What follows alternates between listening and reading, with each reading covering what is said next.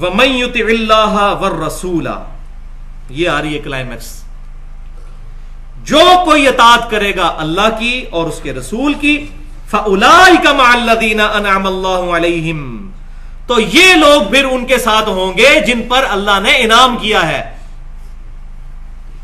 اب یہاں وہ کلیئر بھی ہو گیا، صراط الذین انعمت علیہم کا مطلب یہ نہیں ہے کہ نیک لوگوں کے راستوں پر چلا،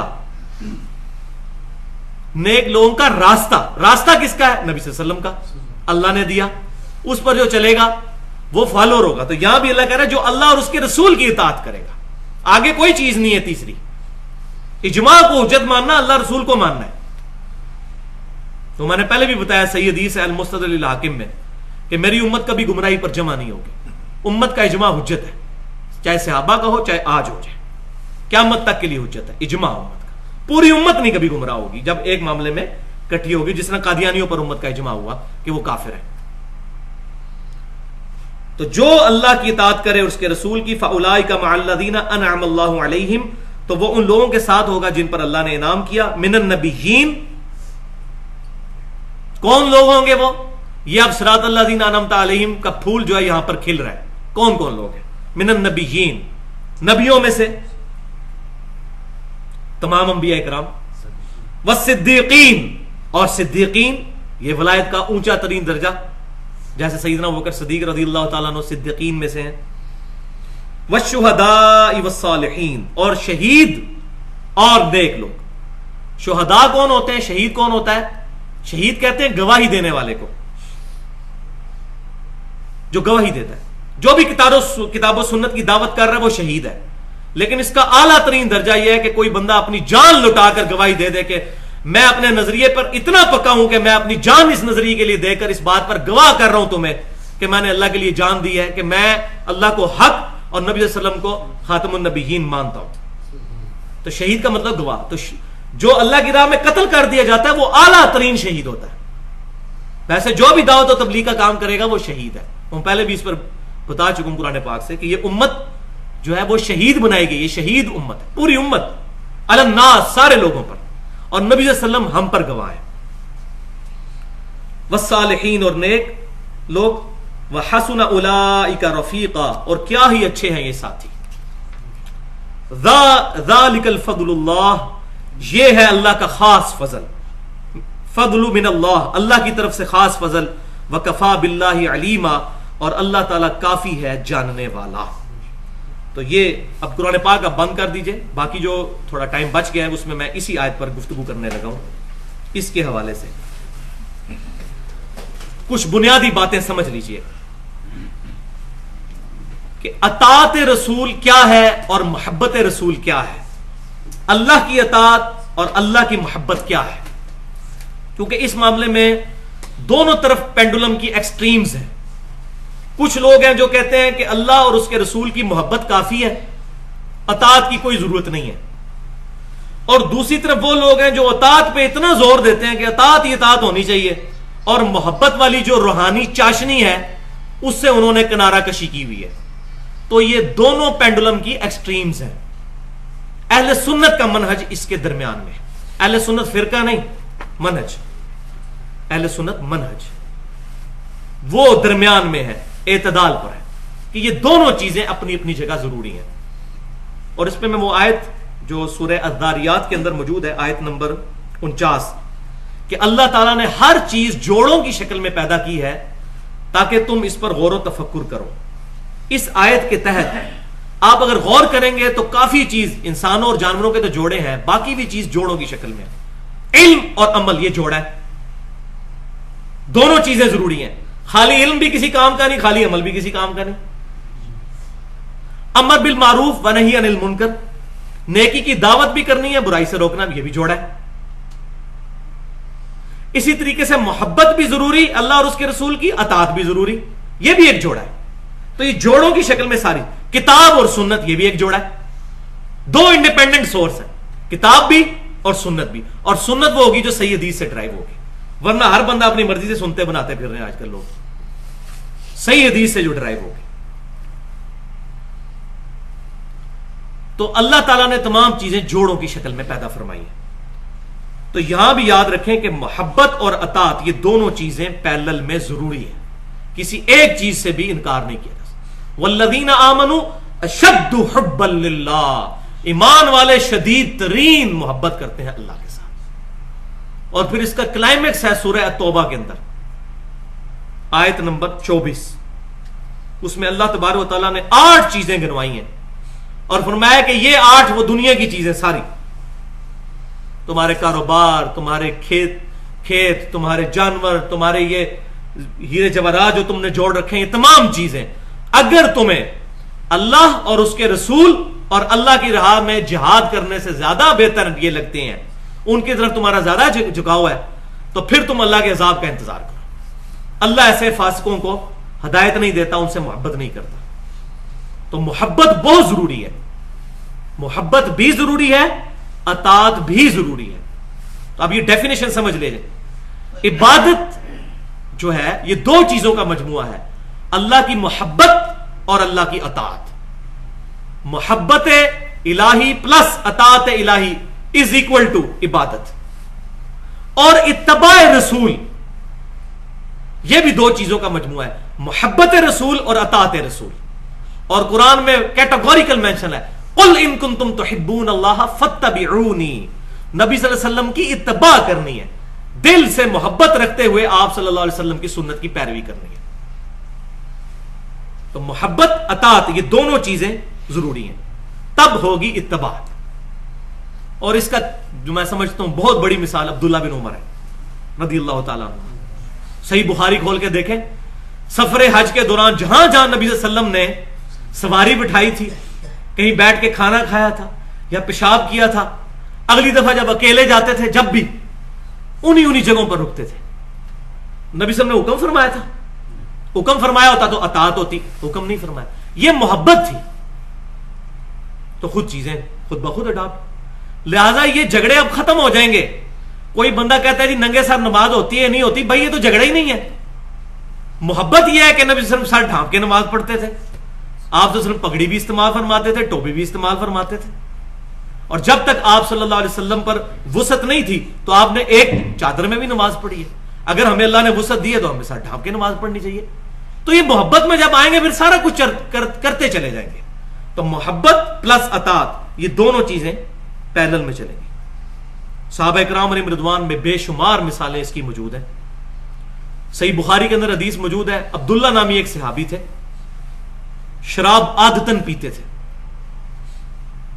کوڑے لگائے گئے، کچھ صحابہ کے منہ سے نکل گیا اس پہ لعنت ہو، رسول اللہ صلی اللہ علیہ وسلم موجود ہیں اور یہ شراب پیتا اور پھر اس کو کوڑے، تو نبی صلی اللہ علیہ وسلم نے منع فرمایا اس پر لعنت نہ کرو، جو میں جانتا ہوں وہ تم نہیں جانتے، یہ اللہ اور اس کے رسول سے محبت کرتا ہے صلی اللہ علیہ وسلم۔ یہ محبت بہت بڑی دولت ہے، یہ بات یاد رکھیں۔ اس دوران اگر کسی سے کوئی کوتاہی بھی ہو جائے اس پر لعنت نہیں کی جائے گی۔ اس سے کوئی یہ رزلٹ نہ نکال دے کہ آپ شراب پینا شروع کر دیں محبت رسول میں، ان کی گواہی تو نبی صلی اللہ علیہ وسلم نے دے دی ہے، ہماری کوئی گارنٹی نہیں ہے۔ ان کی پتہ نہیں وہ محبت کتنی غالب تھی کہ ان کے گناہوں کا کفارہ بن گئی۔ ہمارے پاس اس طرح کی محبت ہے کہ ہمارے گناہوں کا کفارہ بنے؟ آپ سے لعنت سے منع فرمایا کہ لعنت تو کسی پہ بھی نہیں کرنی۔ اب یزید سے مجھے سخت ویر ہے لیکن میں اس پہ لعنت کا بھی قائل نہیں ہوں۔ وہ کلمہ گو جو مسلمان ہے اللہ خود جواب دے، لعنت نہیں کسی پر کرے گا۔ اسی طریقے سے صحیح بخاری میں کتاب الشروع چیپٹر میں حدیث موجود ہے، نبی صلی اللہ علیہ وسلم صلح حدیبیہ کے موقع پر جب وضو فرما رہے تھے، صحابہ کرام علیہم رضوان آپ سے ان کا مبارک پانی نیچے نہیں گرنے دیتے تھے، اپنے جسم پر مل لیتے تھے، حتیٰ کہ آپ کا بلغم شریف بھی کسی صحابی کے ہاتھ پہ آتا تھا اور کسی کو نہیں ملتا تھا وہ وہاں سے لے کے مل لیتا تھا اپنے جسم پر، اتنا احترام۔ لیکن جہاں چیز توحید سے ٹکرائی وہاں نبی صلی اللہ علیہ وسلم نے فوراً منع فرما دیا۔ وہ سنن ابن ماجہ میں صحیح سند کے ساتھ موجود ہے، ایک صحابی نے آ کے نبی صلی اللہ علیہ وسلم کو سجدہ کیا، نبی صلی اللہ علیہ وسلم نے ڈانٹ دیا اور فرمایا یہ کیا کر رہے ہو؟ انہوں نے کہا کہ میں کوفے کے پاس ہیرا نامی ایک شہر، نجدیوں کے شہر میں گئے، کوفی نجدیوں کے، آج تک امت بھگت رہی ہے کوفیوں والی چیزیں، تو وہاں میں نے دیکھا ہے کہ لوگ اپنے سردار کو سجدہ کرتے ہیں، تو میں نے قیاس ہی کیا نا جی، اس پر قیاس کیا، اجتہاد کیا تو میں نے آپ کو سجدہ کر لیا. تو آپ صلی اللہ علیہ وسلم فرمایا کہ اگر میں سجدہ جائز سمجھتا تو بیویوں سے کہتا کہ اپنے خاوندوں کو سجدہ کریں اس حق کے سبب جو اللہ تعالیٰ نے ان کو دیا ہے. تو قیاس صحابی کا بھی ہو اگر کتاب و سنت اجماع سے ٹکرا جائے تو اس کو نہیں مانا جائے گا. یہ بہت بڑی مثال ہے. ہم قیاس اجتہاد کے قائل ہیں لیکن چوتھے نمبر پہ. پہلے نمبر پر کتاب، پھر سنت، پھر اجماع اور پھر قیاس اور اجتہاد، اور وہ بھی کسی تک فکس نہیں. قیامت تک قیاس جاری ہے، اجماع بھی جاری ہے. آج کے جو ایشوز ہیں یہ مسئلے تو ہمارے بزرگوں کے خوابوں میں نہیں تھے آئے. امام حنیفہ، امام شافعی، امام مالک، امام احمد بن حنبل، امام بخاری، امام مسلم کو یہ باتیں پتہ ہی نہیں تھی جو آج کے مسئلے ہیں. ویڈیو کیمرے کا مسئلہ، انتقال خون کا مسئلہ، ریل گاڑی میں نماز کا مسئلہ، پوسٹ مارٹم کا مسئلہ، عزا کی پیوند کاری کا مسئلہ. یہ مسئلے کہاں قرآن حدیث اور ہمارے صحابہ تابعین کے پاس لکھے ہوئے ہیں. اجتہاد قیامت تک جاری ہے. تو آج اگر علماء کوئی فتویٰ دیتے ہیں ان کے فتوے کو چیک کیا جائے گا. پاکستان میں کئی علماء جنہوں نے سود کو بھی حلال کر دیا اسلامک بینکاری کے نام کے اوپر. تو مولویوں سے آپ جو مرضی فتویٰ لے لیں. تو یہ بات یاد رکھیں، ہم نے یہ دیکھنا ہے کہ اس کا قیاس کتاب و سنت اجماع سے ٹکرا تو نہیں رہا، پھر مانیں گے. تو آج اگر مولانا تقی عثمانی صاحب یا ڈاکٹر طاہر القادری صاحب یا مولانا طارق جوہری صاحب یا اسی طریقے سے زبیر علی زئی صاحب کو فتویٰ دیتے ہیں تو کیا ہم ان کے اس فتوے کو مان کے ان کے مقلد ہو جاتے ہیں؟ تقی عثمانی صاحب کے فتوے کو مان کے بریلوی، دیوبندی یا حنفی جو ہیں وہ کیا تقی عثمانی صاحب کے مقلد ہو جاتے ہیں؟ نہیں. تو اسی طریقے سے امام حنیفہ رحمۃ اللہ علیہ کا بھی اگر کوئی فتویٰ مانتا ہے کتاب و سنت اجماع کے مطابق تو ان کا مقلد نہیں ہو جائے گا، ورنہ تو اب سب لوگ آج کل تو ان بزرگوں کے مقلد ہیں. تو قیاس اور اجتہاد قیامت تک جاری ہے، لیکن کتاب و سنت اجماع کے خلاف نہ ہو. جو المصنف ابن ابی شیبہ میں صحیح سند کے ساتھ 22,990 نمبر اثر سیدنا عمر کا موجود ہے. جب کبھی پرابلم ہو، کوئی مسئلہ درپیش ہو تو پہلے کتاب اللہ میں تلاش کرو، کتاب اللہ میں نہ ملے پھر سنت رسول میں دیکھو صلی اللہ علیہ وسلم، سنت رسول میں نہ ملے تو پھر امت کا اجماع دیکھو، اور اجماع نہ ملے تو پھر اجتہاد کر لو. مقلد نہ ہو جاؤ، یہ نہیں فرمایا حضرت عمر نے، اجتہاد کر لو.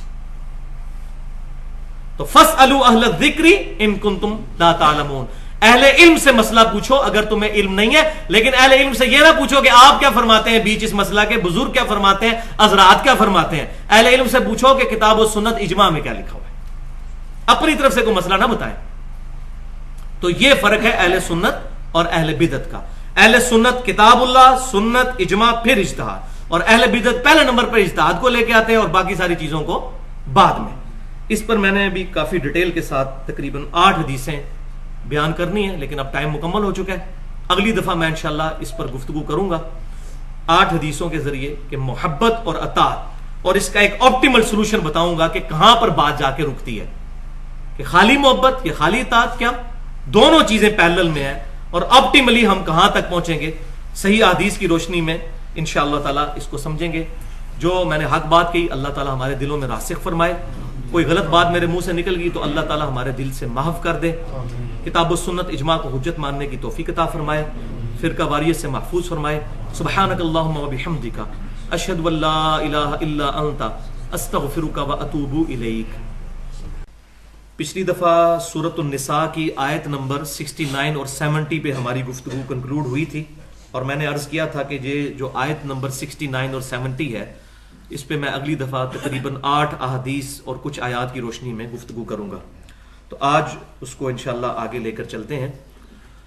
تو میں نے عرض کیا تھا کہ محبت اور اطاعت یہ دونوں چیزیں کمپلیمنٹری ہیں، بیک وقت یہ دونوں چیزیں موجود ہونا انسان کے اندر بہت ضروری ہے. تو اس آیت میں سورۃ النساء کی آیت نمبر 69 میں بتایا گیا ہے کہ کون لوگ ہیں جو لوگ قیامت والے دن نبیوں اور صدیقین اور شہداء اور نیک لوگوں کے ساتھ ان کو جنت میں پڑوس ملے گا، جو اللہ اور اس کے رسول صلی اللہ علیہ وسلم کی سچی اطاعت کرنے والے ہیں. تو آپ صلی اللہ علیہ وسلم کی اطاعت کے ساتھ محبت کی جائے گی اور محبت کے ساتھ اطاعت کی جائے گی، اور یہی معاملہ اللہ تعالیٰ کے ساتھ بھی ہے. اس کو میں نے پچھلی دفعہ ڈیٹیل سے عرض کیا تھا. تو صحیح بخاری اور مسلم کی متفق علیہ حدیث ہے کہ انس بن مالک کہتے ہیں کہ نبی صلی اللہ علیہ وسلم کی خدمت میں ایک شخص حاضر ہوا اور اس نے عرض کیا کہ اللہ کے رسول قیامت کب آئے گی؟ تو آپ صلی اللہ علیہ وسلم نے فرمایا تم نے قیامت کے لیے کوئی تیاری بھی کی ہے؟ تو اس نے عرض کیا اللہ کے رسول صلی اللہ علیہ وسلم میرے پاس نہ تو بہت زیادہ نمازیں ہیں، نہ صدقات اور نہ روزے، البتہ میں اللہ اور اس کے رسول صلی اللہ علیہ وسلم سے محبت کرتا ہوں۔ تو آپ صلی اللہ علیہ وسلم نے فرمایا کہ انسان اس کے ساتھ ہی ہوگا جس سے وہ محبت کرتا ہے۔ انس بن مالک کہتے ہیں کہ اللہ کی قسم اسلام لانے کے بعد ہمیں نبی صلی اللہ علیہ وسلم کی کسی بات سے اتنی خوشی نہیں ہوئی جتنی اس بات سے ہوئی کہ جو شخص اللہ اور اس کے رسول سے محبت کرتا ہے وہ اللہ اور اس کے رسول کے ساتھ ہوگا صلی اللہ علیہ وسلم۔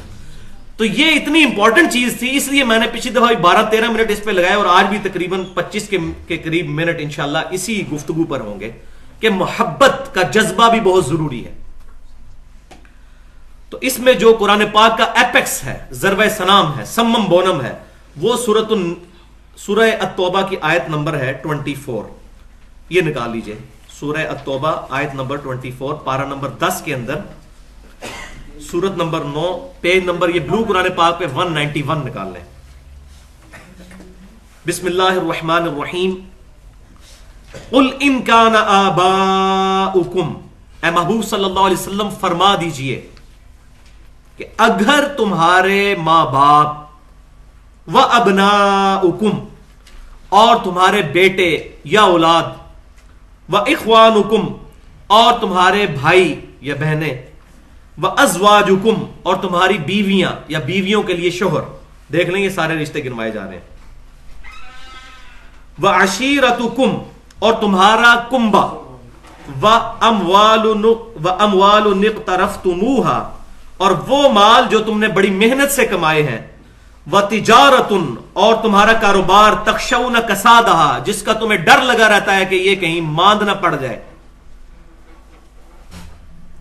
وَمَسَاكِنُ تَرْضَوْنَهَا اور وہ مکانات جو تمہیں بڑے پسند ہیں۔ یہ 8 چیزیں گنوائی ہیں، یہ 8 کی 8 چیزوں کی محبت اگر تم پر غالب آ جائے، احب الیکم من اللہ، یہ تمام چیزیں اگر تمہیں محبوب ہو جائیں اللہ سے، اللہ نہ کرے ایسا ہو، ورسولہ اور اس کے رسول سے، والعیاذ باللہ، وَجِهَادٍ فِي سَبِيلِهِ اور اللہ کی راہ میں جہاد کرنے سے، وہ 8 چیزیں ان 3 چیزوں سے بڑھ کر تمہیں اگر محبوب ہو جائیں، پھر اگلی بات آپ خود سمجھ لیں، بہت بڑی تھریٹ اور دھمکی آ گئی ہے، فَتَرَبَّصُوا حَتَّى يَأْتِيَ اللَّهُ بِأَمْرِهِ، اس کی میں صحیح ٹرانسلیشن کروں تو وہ یہ بنے گی پھر دفع ہو جاؤ اور انتظار کرو یہاں تک کہ اللہ کا عذاب تم پر آ جائے، فَتَرَبَّصُوا حَتَّى يَأْتِيَ اللَّهُ بِأَمْرِهِ یہاں تک کہ اللہ تعالیٰ کا امر تم پر عذاب آ جائے۔ اگر یہ 8 چیزوں کی محبت اللہ اور اس کے رسول صلی اللہ علیہ وسلم اور اس کی راہ میں جہاد کرنے سے بڑھ کر تمہیں محبوب ہو جائے۔ جہاد کی مختلف شکلیں ہوں گی، کتاب اللہ کی دعوت بہت بڑا جہاد، جہاد اکبر کہا گیا قرآن پاک میں، فَلَا تُطِعِ الْكَافِرِينَ وَجَاهِدْهُمْ بِهِ جِهَادًا كَبِيرًا، سورۃ الفرقان آیت نمبر 52۔ اے محبوب صلی اللہ علیہ وسلم کافروں کی بات کی پرواہ مت کیجئے، وَجَاهِدْهُمْ بِهِ جِهَادًا كَبِيرًا اور اس کتاب کے ذریعے بڑا جہاد کیجئے، کتاب اللہ کی دعوت یہ جہاد، اور پھر اس کا آخری درجہ جو ہے وہ قتال، سب سے ہائیسٹ گڈ جو آگے آ جائے گا انشاءاللہ۔ یہ 3 چیزیں اللہ اور اس کا رسول اور قتال اور جہاد، یہ تمام چیزیں اگر ڈومیننٹ ہیں پھر تو مومن ہے، اور اگر ان چیزوں کے اوپر وہ 8 چیزیں ڈومیننٹ ہو گئیں، کون کون سی چیزیں ذرا دوبارہ گن لیتے ہیں؟ تمہارے ماں باپ، تمہاری اولاد، تمہارے بھائی، تمہاری بیویاں یا بیویوں کے لیے شوہر، تمہارا کنبہ، تمہارا مال جو بڑی محنت سے کمایا، وہ تجارت جس کے ماندے ہونے کا تمہیں خوف رہتا ہے، اور تمہارے مکانات۔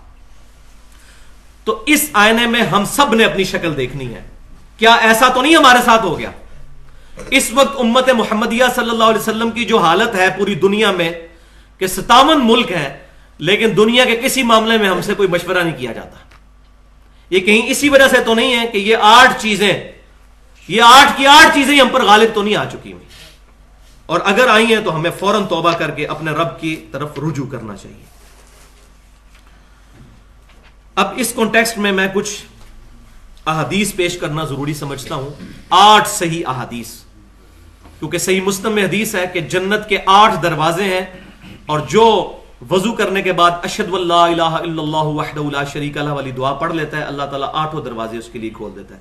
تو جنت کے 8 دروازوں کی نسبت سے 8 حدیثیں اس کی ایکسپلینیشن میں انشاءاللہ پیش کروں گا.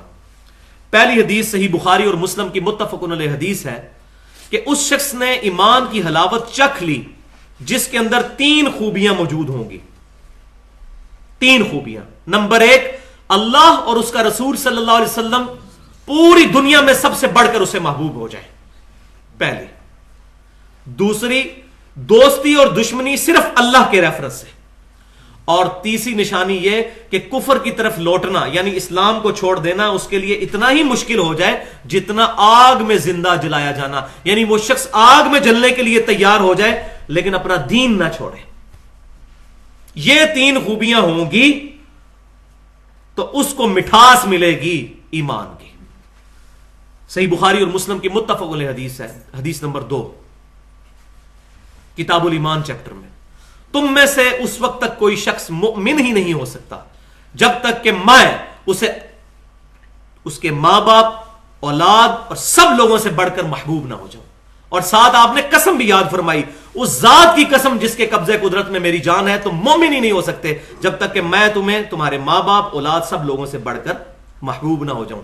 اس کا یہ مطلب نہیں ہے کہ غلامی رسول میں موت بھی قبول ہے، بس نعرہ لگا لیا جائے. داڑھی قبول نہیں ہے، فجر کی نماز تکبیر اولیٰ سے قبول نہیں ہے، رمضان کے روزے قبول نہیں ہے. ہاں موت قبول ہے، کیونکہ زندگی تو کبھی آج تک نہ ہمارے ماں باپ سے کسی نے مانگی اللہ اور اس کے رسول کے لیے، نہ ہم سے کسی نے مانگی. تو ٹھیک ہے، نیت کر لو غلامی رسول میں موت بھی قبول ہے، بالکل ہے قبول، لیکن اس کا پریکٹیکل ثبوت بھی تو ہو. فجر کے وقت اگر نیند پیاری ہو جائے حی علی الصلاۃ اور حی علی الفلاح کی آواز سے، تو کیا موت قبول کرنی ہے نبی صلی اللہ علیہ وسلم کی خاطر. ہم نے وہ صحابہ کرام ہی کامل الایمان لوگ تھے جنہوں نے اپنی جانیں دیں. اور یہ حدیث وجد امیز حدیث ہے. حدیث نمبر 3 صحیح بخاری کی. سیدنا عمر کا ہاتھ پکڑا ہوا ہے نبی صلی اللہ علیہ وسلم نے، محبت کے ساتھ، پیار کے ساتھ لاڈ فرما رہے ہیں آپ صلی اللہ علیہ وسلم. تو حضرت عمر بھی فرینک ہو گئے تھوڑے سے. انہوں نے کہا اللہ کے رسول صلی اللہ علیہ وسلم، آپ مجھے میری جان کے علاوہ پوری دنیا میں سب سے بڑھ کر محبوب ہیں. اپنی طرف سے تو انہوں نے بڑا تیر چلایا کہ میں بہت بڑا دعویٰ کرنے لگا ہوں حضور کے ساتھ. یہ صحیح بخاری میں. تو نبی صلی اللہ علیہ وسلم نے فرمایا کہ اس ذات کی قسم جس کے قبضہ قدرت میں میری جان ہے، بلکہ میں اپنی تمہاری جان سے بھی بڑھ کر، جب تک یہ نہ ہو جائے معاملہ. تو انہوں نے کہا یا رسول اللہ صلی اللہ علیہ وسلم، آپ مجھے میری جان سے بھی بڑھ کر محبوب ہے. تو آپ صلی اللہ علیہ وسلم فرمایا ہاں اے عمر، اب بات بنی ہے، اب ایمان تمہارا مکمل ہوا ہے. اب یہ اندازہ کر لیں آپ. تو میں نے پچھلی دفعہ بتایا تھا یہ فنیٹکزم ہے کہ بعض لوگوں نے اطاعت کے اوپر اتنا زور دیا، اطاعت پہ اتنا زور دیا کہ محبت والی مٹھاس اور چاشنی بیک گراؤنڈ میں چلی گئی. محبت ایک پیرلل سے ایک جذبہ ہے. جیسے میں نے بتایا کہ کتاب اللہ الگ ایک چیز ہے اور سنت بھی ایک الگ سے چیز ہے، دونوں چیزیں ضروری ہیں. اسی طریقے سے نبی صلی اللہ علیہ وسلم کی محبت بھی اور آپ کی اطاعت بھی، یہ دونوں پیرلل میں ہونی ضروری ہے. بعض لوگوں نے محبت پہ زور دیا، اطاعت کو پسے پش ڈال دیا. تو یہ دونوں پینڈولم کی ایکسٹریمز ہیں، درمیان کا کام ہے، محبت بھی اور اطاعت بھی. اور یہی ہے اتباع. میں نے بتایا تھا اتباع برابر ہے محبت جمع اطاعت، اور عبادت برابر ہے اللہ کی محبت جمع اللہ کی اطاعت. یہ 2 ڈیفینیشن یاد رکھیں. حدیث نمبر 4 جو میں پہلے ہی بیان کر چکا، صحیح بخاری اور مسلم کی متفق علیہ حدیث ہے کہ آپ صلی اللہ علیہ وسلم کی خدمت میں ایک شخص حاضر ہوا اور اس نے کہا یا رسول اللہ قیامت کب آئے گی؟ تو آپ صلی اللہ علیہ وسلم نے فرمایا قیامت کے لیے کچھ تیاری بھی کی ہے بھائی. انہوں نے کہا اللہ کے رسول صلی اللہ علیہ وسلم، نہ تو میرے پاس نمازیں زیادہ ہیں، نہ صدقات زیادہ ہیں، اور نہ روزے زیادہ ہیں. اس کا یہ مطلب نہیں کہ نماز نہیں پڑھتے تھے، یہ ان کی عاجزی تھی. وہ یہ کہنا چاہ رہے تھے کہ میرے پاس نفلی باتیں بہت زیادہ نہیں ہیں، بس ٹوٹل پورا کرتا ہوں، فرض پورا کرتا ہوں. تو ہم تو ٹوٹل بھی نہیں نا پورا کر رہے. البتہ میں اللہ اور اس کے رسول سے محبت کرتا ہوں. تو آپ صلی اللہ علیہ وسلم نے فرمایا پھر اللہ اور اس کا رسول تمہارے ساتھ ہوں گے. اسی حدیث پر بخاری اور مسلم کے اندر انس بن مالک کے کمنٹس موجود ہیں. وہ کہتے ہیں کہ اللہ کی قسم ایمان لانے کے بعد ہمیں کسی بات سے اتنی زیادہ خوشی نہیں ہوئی اسلام کے بعد جو اس بات سے خوشی ہوئی کہ قیامت والے دن اللہ اور اس کے رسول سے محبت کرنے والے اللہ اور اس کے رسول کے ساتھ ہوں گے. اور صحیح مسلم میں تو بہت پیارے الفاظ ہیں. انس بن مالک کہتے ہیں اے اللہ گواہ ہو جا میں تجھ سے بھی محبت کرتا ہوں, تیرے رسول سے بھی محبت کرتا ہوں, سیدنا ابو بکر سے بھی محبت کرتا ہوں, سیدنا عمر سے بھی محبت کرتا ہوں, اگرچہ میرے اعمال رسول اللہ ابو بکر اور عمر کی طرح کے نہیں ہیں رضی اللہ عنہم اجمعین, لیکن میں ان سے محبت کرتا ہوں اور میں امید کرتا ہوں تو مجھے ان کے ساتھ کر دے گا. ہم بھی دعا کرتے ہیں اللہ ہم تجھ سے بھی محبت کرتے ہیں, تیرے محبوب صلی اللہ علیہ وسلم سے محبت کرتے ہیں, آپ صلی اللہ علیہ وسلم کے اہل بیت, آپ کے تمام صحابہ, تابعین, تبع تابعین اور صحیح العقیدہ بزرگان دین سے محبت کرتے ہیں. گو ہمارے اعمال ویسے نہیں, لیکن اے اللہ ہمیں قیامت والے دن ان کا پڑوس اور ساتھ نصیب فرما. اب آنے لگی جناب کڑوی گولی. کڑوی گولی تصویر کا دوسرا رخ. ابھی تو میٹھی میٹھی جذبات والی باتیں ہو رہی تھی, اب آنے لگی ہے کڑوی گولی, اور وہ ہے سورہ آل عمران کی آیت نمبر 31 جس پہ میں نے تقریباً 50 منٹ گفتگو کی تھی جب ہمارے درس کے دوران وہ آیات آئی تھی. بسم اللہ الرحمن الرحیم قل ان کنتم تحبون اللہ فاتبعونی یحببکم اللہ. اے محبوب صلی اللہ علیہ وسلم آپ فرما دیجئے کہ اگر تم اللہ سے محبت کرتے ہو تو پھر میری یعنی نبی صلی اللہ علیہ وسلم کی اتباع کرو, پھر اللہ تم سے محبت کرے گا اور تمہارے گناہوں کو بھی معاف فرما دے گا. اب اس کو ذرا غور سے سننا ہے.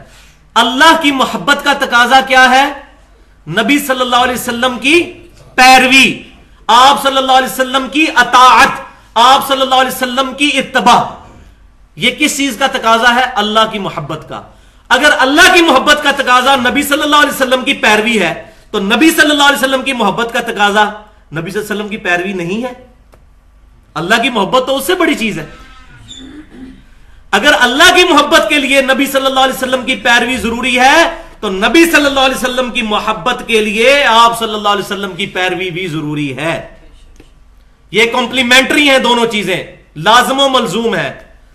خالی علم بھی کوئی چیز نہیں, خالی عمل بھی کوئی چیز نہیں, علم اور عمل مل کر ایک جوائنٹ رزلٹ تک پہنچتے ہیں. اسی طریقے سے خالی محبت بھی کوئی چیز نہیں, خالی اطاعت بھی کوئی چیز نہیں, یہ دونوں چیزیں مل کے ایک مقصد کی تکمیل کریں گے. اور وہ سن لیجئے پھر صحیح مسلم میں حدیث ہے, سیدنا ربیعہ رضی اللہ تعالیٰ عنہ جو نبی صلی اللہ علیہ وسلم کو وضو کروایا کرتے تھے, ایک دن دریائے رحمت جوش میں آیا اور فرمایا ربیعہ مانگ, کیا مانگتا ہے؟ سل ربیعہ, ربیعہ مانگ کیا مانگتا ہے؟ تو ربیعہ نے وہی مانگا جو سورۃ النساء کی آیت نمبر 69 کہ ان کو پڑوس ملے گا ان لوگوں کا جو نبی ہیں, صدیقین, شہداء اور صالحین.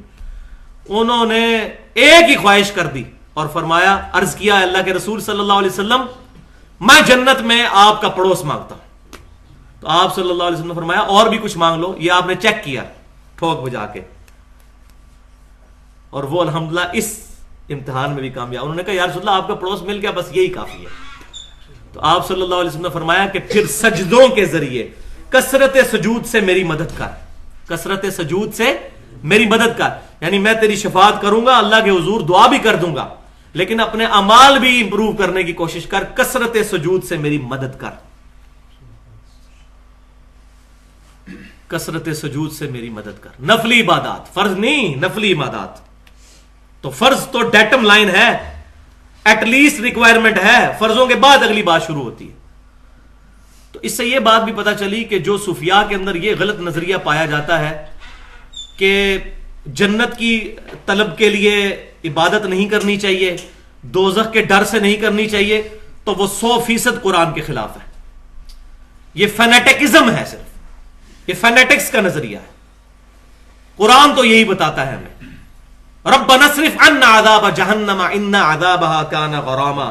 ایمان والے دعا کرتے ہیں اللہ ہم سے دوزخ کا عذاب دور کر دے, بے شک دوزخ کا عذاب گلے کا پھندا ہے.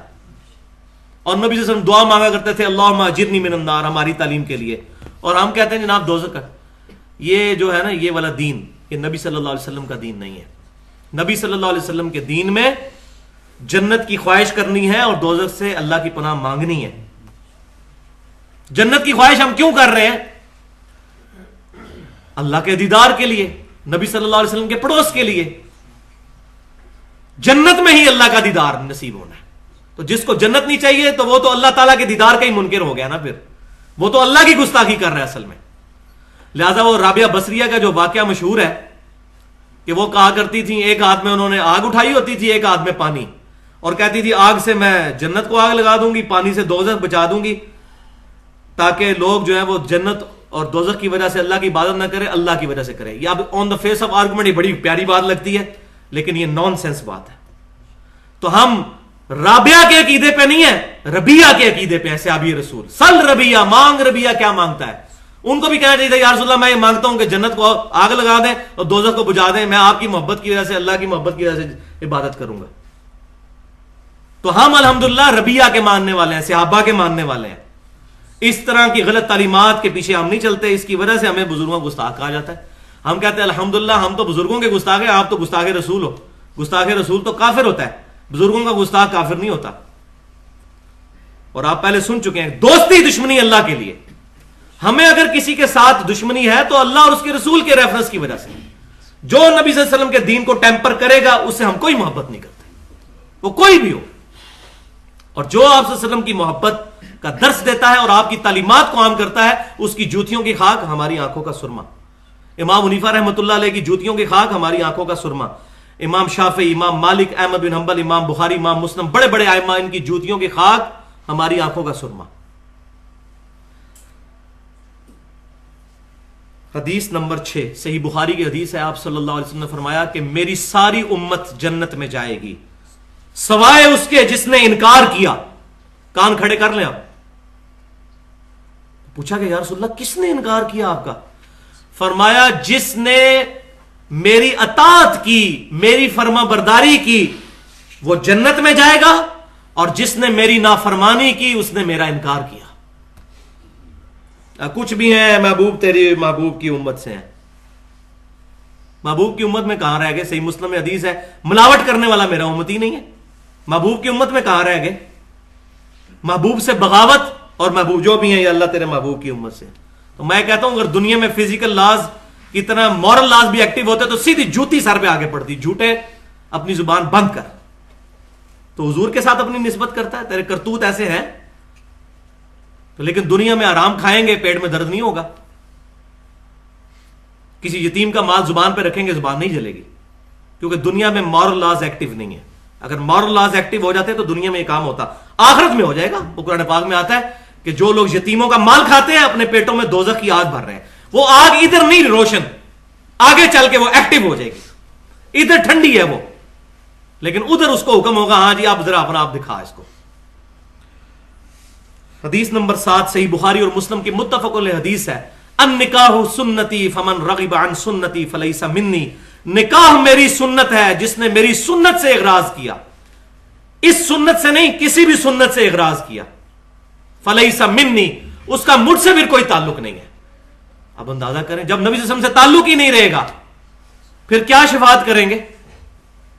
کیا درخواست کی جائے گی آپ صلی اللہ علیہ وسلم کی بارگاہ میں؟ آپ صلی اللہ علیہ وسلم الٹا شکایت لگائیں گے۔ سورۃ الفرقان کی آیت نمبر 30 پڑھ لیں۔ وقال الرسول یا ربی ان قوم اتخذوا هذا القرآن مہجورا، اور محبوب صلی اللہ علیہ وسلم شکایت کریں گے قیامت والے دن، اے اللہ میری امت نے قرآن کو پیٹھ کے پیچھے ڈال دیا تھا۔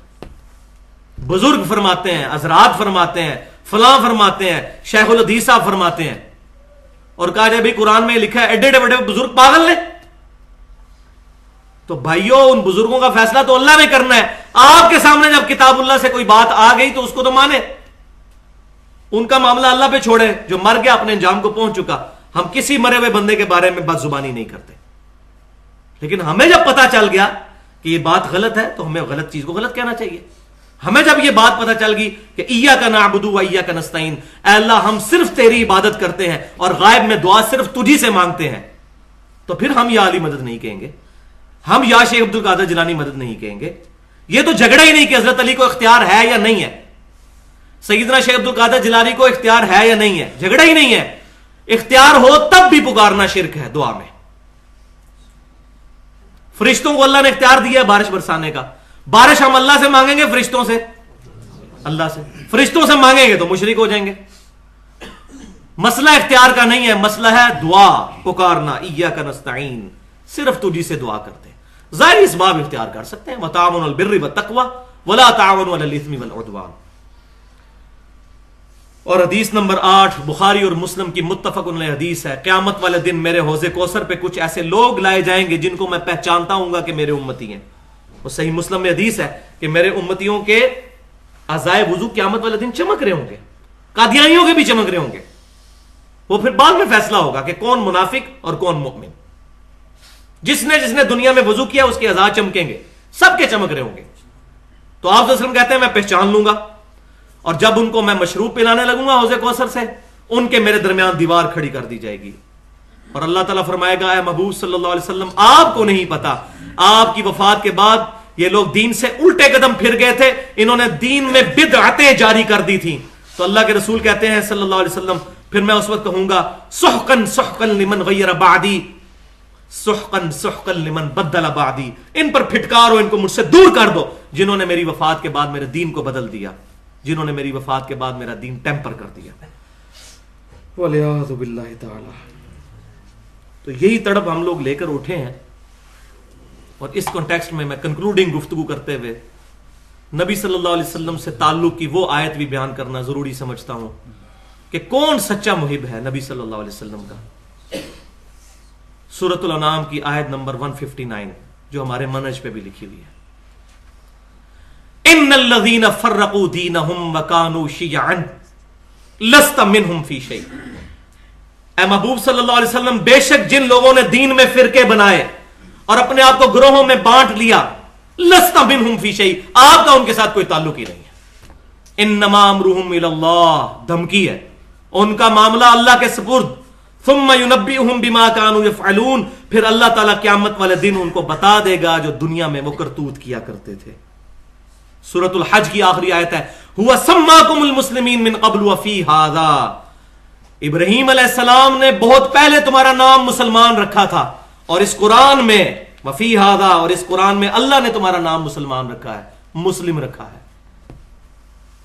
اور پھر مسلمانوں کو نصیحت کرتے ہوئے سورہ آل عمران کی 102 نمبر آیت میں فرمایا گیا یا ایھا الذین آمنوا اتقوا اللہ حق تقاتہ، اے ایمان والو اللہ تعالیٰ کا تقوی اختیار کرو جیسا کہ تقوی اختیار کرنے کا حق ہے. اور حق کیا ہے؟ ولا تموتن الا وانتم مسلمون، اور دیکھنا تمہیں موت نہ آئے مگر اس حال میں کہ تم مسلمان مرنا. اپنے آپ کو فخریہ، بریلوی، دیوبندی، وہابی، شیعہ، قادیانی ان ٹائٹلز میں نہ بانٹنا، مسلمان مرنے کی کوشش کرنا. کہیں ایسا نہ ہو کہ قیامت والے دن وہ معاملہ ہو جائے جو سورۃ الحجر کی آیت نمبر 2 ہے، ربما یود الذین کفروا لو کانوا مسلمین، 14واں پارہ پہلی آیت.